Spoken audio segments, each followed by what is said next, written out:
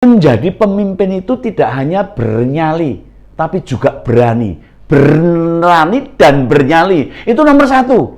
Itu katanya Pak Jokowi kepada Pak Ganjar, pesan penting itu kepada calon pemimpin penggantinya Pak Jokowi kelak. Kalau memang Pak Denny mendukung Pak Anies, ya silakan, monggo loh, orang sing larang loh, orang sing gondeli loh, terserah Pak Denny mau mendukung Pak Anies, ya nggak apa-apa. Tapi loh, terbukti kalau Pak Anies yang jadi presiden, dia sudah menyatakan yang dibicarakan pemimpin itu bukan soal melanjutkan atau tidak melanjutkan, tapi bagaimana bisa orang kayak gitu dipilih itu piye? Nah, bagaimana nasib IKN nanti?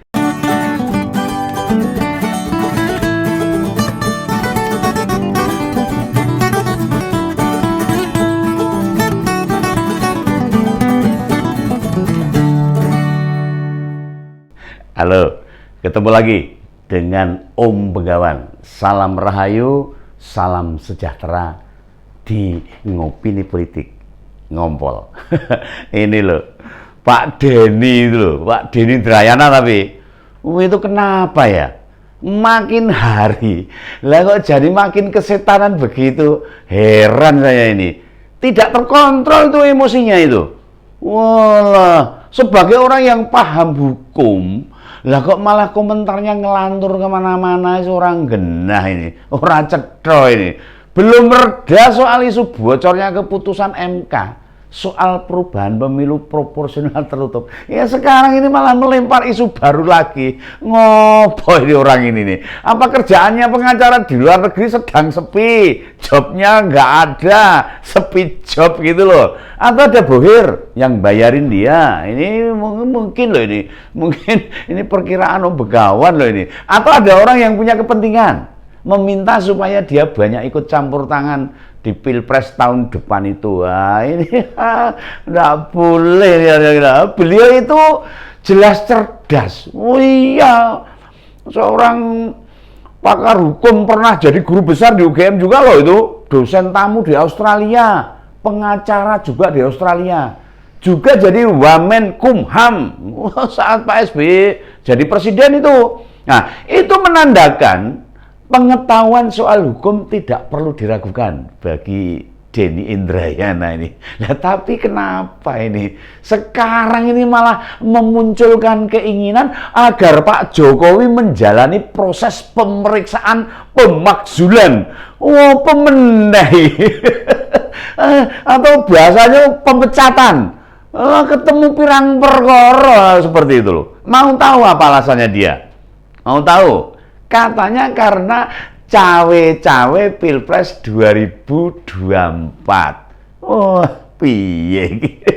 Lah Pak Denny kan pernah jadi pejabat di pemerintahan loh. Kenal banyak politisi dan menteri. Oh, bisa ditanya itu. Apa itu maksud cawe-cawenya Pak Jokowi terhadap pemilu 2024 itu? Nah, ini jadi gini aja lah. Gini aja Pak Denny. Cawe-cawe itu konteksnya menjaga proses bangsa ini tetap melanjutkan banyak hal yang sudah berjalan. Benora terjadi permasalahan di tengah jalan. Misalnya ini, smelter di Gresik kan belum kelar. Ya toh? Kalau tidak terus, kerugiannya bukan hanya uang yang sudah dibelanjakan oleh manajemen untuk pembangunan, tapi hasil dari privat mau diolah di luar negeri lagi kalau nggak di smelter itu, atau beberapa proyek hilirisasi nikel dihentikan itu, lalu ekspor nikel kembali dibuka. Nah, itu loh Pak maksudnya itu. Ya jadi tetap harus ikut cawe-cawe lah. Ngapain Pak Jokowi urus cawe-cawe soal siapa yang bakal jadi penggantinya? Ya bukan itu loh, bukan itu. Lihat kemarin waktu habis pembukaan Rakernas PDIP itu, beliau berpesan ke Pak Ganjar, ya toh. Pesannya itu sangat hebat itu. Menjadi pemimpin itu tidak hanya bernyali, tapi juga berani. Berani dan bernyali, itu nomor satu. Itu katanya Pak Jokowi kepada Pak Ganjar, pesan penting itu kepada calon pemimpin penggantinya Pak Jokowi kelak. Kalau memang Pak Denny mendukung Pak Anies, ya silakan, Monggo lho, ora ana sing larang lho, ora ana sing gondeli lho. Terserah Pak Denny mau mendukung Pak Anies, nggak apa-apa. Tapi loh, terbukti kalau Pak Anies yang jadi presiden, dia sudah menyatakan yang dibicarakan pemimpin itu bukan soal melanjutkan atau tidak melanjutkan. Tapi bagaimana bisa orang kayak gitu dipilih itu piye? Nah, bagaimana nasib IKN nanti? Orang duwe nyali, orang kendel, repot. Kan sudah ada undang-undangnya. Apa mau dihentikan begitu saja IKN? Nah, ini Pak Denny ya harus menyadari dan harus paham ini. Pak Denny juga menyebut Pak Presiden melanggar Undang-Undang Dasar 45. Ini apa meneh? Cawe-cawe Pak Presiden bukan untuk kepentingan bangsa dan negara katanya, tapi untuk kepentingan pribadi dan oligarki. Ini tuduhan ngawur ini. Itu kan di pikiran panjenengan, pikiran Anda. Iya toh? Nah, gini aja.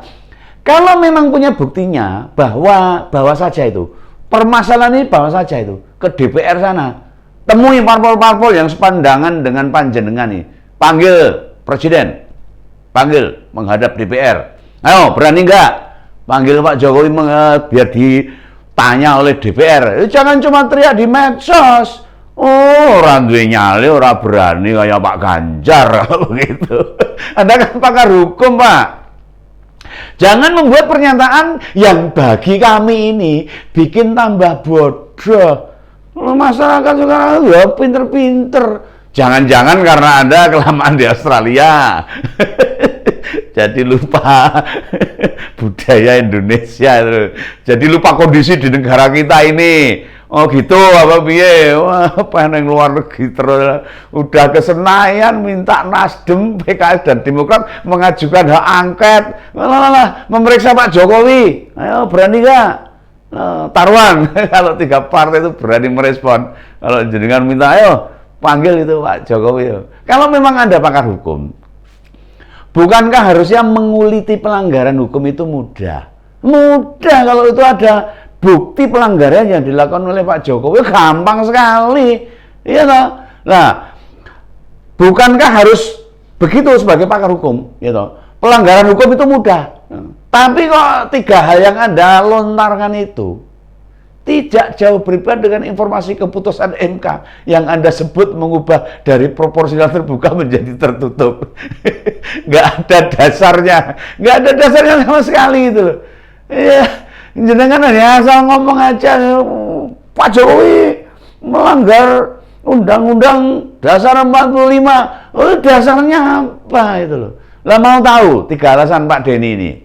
Ini saya sebutnya ya, biar masyarakat biar tahu itu. Yang pertama, Pak Denny dapat informasi bahwa Pak Jokowi berusaha menjegal Pak Anies. Itu pertama itu.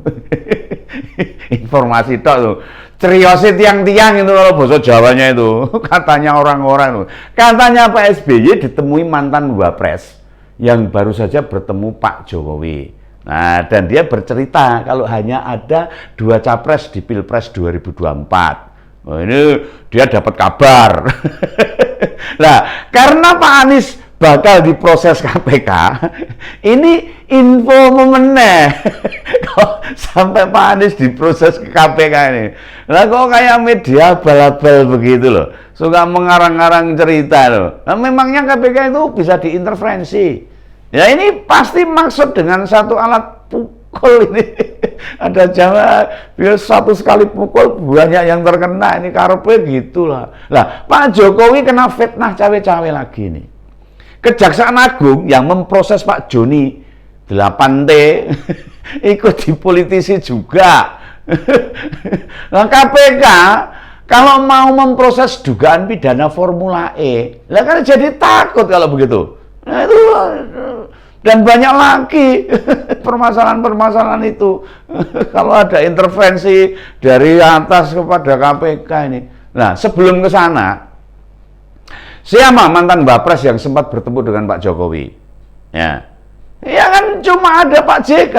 yang mantan Wapres yang saat ini masih aktif berpolitisi itu kan cuma Pak JK itu. Memangnya ada mantan Wapres yang masih ikut-ikutan politik di negara ini selain Pak JK? Ya nggak ada lah. Pak Tri Sutresno udah sepuh itu, Pak Hamzahas juga sudah nggak lagi itu loh. Selain itu Pak Budiono Menteri Keuangan dulu ya sudah jelas tidak mungkin. Ya cuma Pak JK yang masih punya kepentingan, masih bisa ke sana kemari wirawiri dan sebagainya dan lumayan dekat dengan Pak SBY. Nah nggak ada yang lain kok. Tapi benarkah ada pertemuan itu yang kita harus tahu itu? Atau hanya halusinasi Pak Denny aja ngarang-ngarang? Ini kan berbahaya. Kalau sesuatu yang tidak ada buktinya diungkapkan di medsos dan masyarakat mendengarkan, jadi fitnah namanya. Lah, juga soal menjegal. Sebut saja, apa upaya Pak Jokowi menjegal Pak Anies? Buktinya apa? Nah, dulu waktu masih jadi gubernur, gak dijegal kok. Gak dijegal siapa-siapa. Buktinya ya kecebur sendiri. Semplok bluk. Gak dijegal itu, keserimpet sendiri tuh. Iya toh. Lah, Pak Jokowi itu bukan orang yang suka menjatuhkan orang lain. Enggak. Dia orang baik loh. Lah, Pak Prabowo dulu itu juga lawan loh di Pilpres. Nah, malah sekarang diajak jadi menterinya, diajak kerjasama untuk membangun negara ini. Lah, apa? Buat apa sih cari musuh? Pak Jokowi nggak suka cari musuh itu. Satu musuh terlalu banyak untuk Pak Jokowi itu. 1000 kawan masih kurang. Nah, alasan kedua. Nanti alasan pertama itu. Pak Denny membiarkan Kepala Staf Kepresidenan atau KSP, Pak Muldoko, mengganggu kedaulatan Partai Demokrat. Nah, ini seperti kita tahu ini. Demokrat kubu KLB yang dipimpin Pak Muldoko ini sedang mengajukan PK.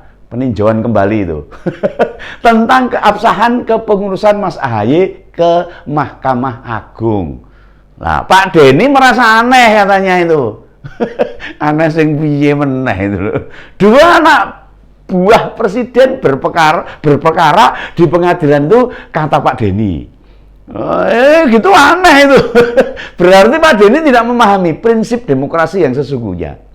Urusan Pak Muldoko soal Demokrat itu urusan dia pribadi, bukan sebagai kepala KSP yang membantu Pak Jokowi. Membedakanlah perilaku pribadi dan kelembagaan saja jenengan itu ora iso kok. Lah pantes jabatannya mentok di Wamenkumham. Nggak sampai jadi menteri. Cara berpikirnya segitu aja Mas Denny Indrayana ini. Lah, Presiden tahu loh. Pak Muldoko terlibat di Demokrat kubu KLB, tapi itu karena menampung orang-orang Demokrat yang disingkirkan oleh Mas AHY. Ini saya baca dari jejak rekam permasalahan Demokrat ya seperti itu. Ya biar bertarung di pengadilan nantilah. Buktinya 16 kali pengajuan sidang, 16 kali kalah tuh Pak Muldoko. Iya, kalau mau bela Pak Muldoko ya jelas menang. Tapi ya enggak. Pak Jokowi tidak berurusan dengan permasalahan Pak Muldoko yang berebut di Demokrat. Itu enggak ada itu. Iya toh, masa urusan ginian saja Pak Denny gagal paham itu. Nah, dan isu ketiga. Nah, ini pertama permasalahan itu penjegalan dan ini permasalahan perebutan Partai Demokrat. Yang ketiga yang membuat Jokowi harus dilengsarkan. Katanya Pak Jokowi menyalahgunakan kekuasaan untuk menekan pimpinan parpol. Ini tuduhan lagi nih, tuduhan ketiga ini. Saat penentuan capres dan cawapres. Nah, salah satu contohnya itu. Pak Soeharto Mono Arfa itu dicopot dari ketua P3 karena bertemu 4 kali dengan Pak Anies. Sing salahnya Pak Jokowi meneh. Lah mendengarkan argumen ketiga ini, aku pengen ngompol. ini betul ngompol betul ini, saya pengen ngompol betul, bukan ngopini politik nih. Bener-bener mau pipis juga ini. Jujur loh ini. Jadi merasa kasihan sama Pak Denny ini. Lah terus urusannya apa itu kalau ketua P3 dicopot karena ketemu dengan Pak Anies 4 kali, urusannya dengan Pak Jokowi apa itu? Lah ini orang kalau kebencian pada Pak Jokowi itu berlebihan ya kayak begini ini. Urusan rasional jadi tidak masuk akal. Aduh Pak, bersihin dulu lah hati nurani, jiwa dan batin panjenengan dibersihin. Kotornya minta ampun itu. Nah ingat nggak Pak? Ini saya ingatkan ini, ben kelingan ini. Kapan Pak Anies dideklarasikan? Ini saya masyarakat menunggu, termasuk Begawan itu. Kalau lupa saya ingatkan. Pak Anies dideklarasikan Nasdem pada Oktober 2022 tahun kemarin itu. Nah, atau sampai sekarang sudah 8 sampai 9 bulan. Pak Denny kenal kan dengan Pak Syahrul Yassin Limpo, Menteri Pertanian, dan Ibu Siti Nurbaya, Menteri Lingkungan Hidup dan Kehutanan. Gitu. Tahu dari partai apa? Mereka berasal. Jangan pura-pura nggak tahu. Kalau lupa saya kasih tahu. Mereka itu dari Nasdem dan sekarang masih jadi menteri loh. Jangan salah. Jangan salah, masih digondeli sama Pak Jokowi. Apa ada reshuffle pada Oktober ini? Apa sekarang keduanya diganti? Enggak Pak Denny. Ya kalau Pak Joni G Plate 8 triliun ya karena dicopot karena korupsi. Lain lagi permasalahan. Itu yang Anda tuduhkan beliau menjegal. Enggak kan? Ini salah satu yang harus dipahami. Bilang aja Pak Denny. Kalau di rumah nggak ada kaca untuk bercermin, tak kirim dari sini. Begawan tak ngirim pakai COD nggak apa-apa nih. Kasih alamat di ngomol komentar ini ke alamannya Mas Denny supaya tahu lah. Jangan asal nuduh nggak ada dasarnya. Supaya sebelum menilai orang. Itu loh, kalau bercermin itu bisa ngelihat ke diri sendiri dulu. Udah bener belum kita ini? Yang kayak gini loh. Bikin elektabilitas Pak Anies ini susah naik. Nungsep terus ya karena pendukungnya seperti panjenengan yang tidak bisa membedakan ini. Pendukung yang pada rasional dan emosional semuanya. Rasionya nggak dipakai. Jadi faktanya yang ada itu, yang menjegal, ya lingkaran Pak Anies sendiri, kayak panjenengan ini. Iya loh, ya, termasuk Pak Amin Rais, Pak Suginur, Pak Refli Harun dan teman-temannya, bukan orang lain. Jadi catatannya, Pak Jokowi tidak pernah menjegal siapapun dan tidak pernah ikut campur tangan dalam pencapresan Pak Anies dari koalisi berubah-ubah ini. Itu ya, ini pesan saya untuk Mas Denny Indrayana. Sampai jumpa dalam ngobrol berikutnya. Salam Begawan.